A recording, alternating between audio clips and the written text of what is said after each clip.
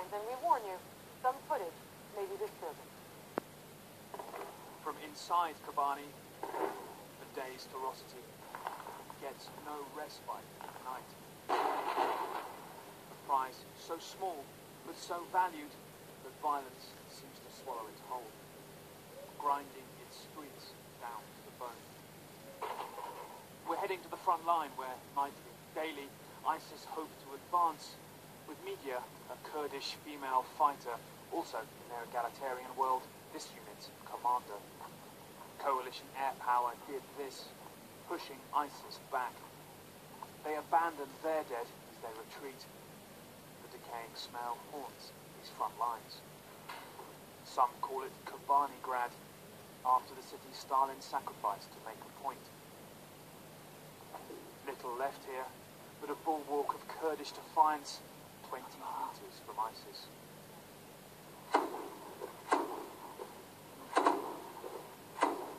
They think they see something in the rubble.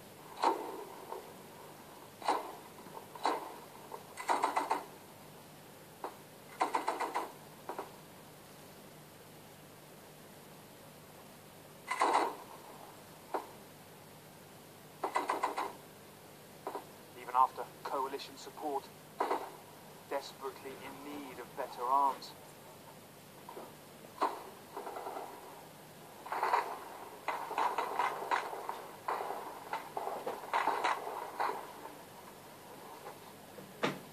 It's the kind of exchanges that happen here hourly.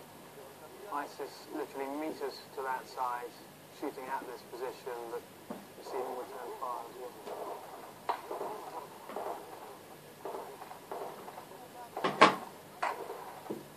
This surely wasn't the death ISIS recruits were sold in their propaganda videos.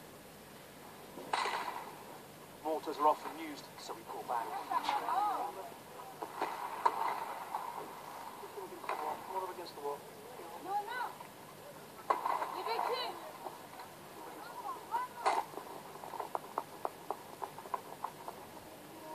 Media is 22 and has been within 5 meters of ISIS. Here, friends are made and lost. Her best friend, Riban, died saving others. There were very heavy clashes with ISIS. We were outnumbered and out of ammunition. She herself was injured, but she advanced to help save the other injured with her.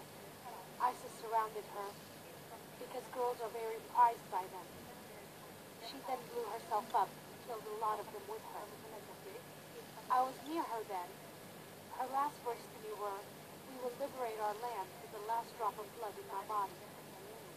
The men bring us tea. This is the polar opposite of ISIS's worldview.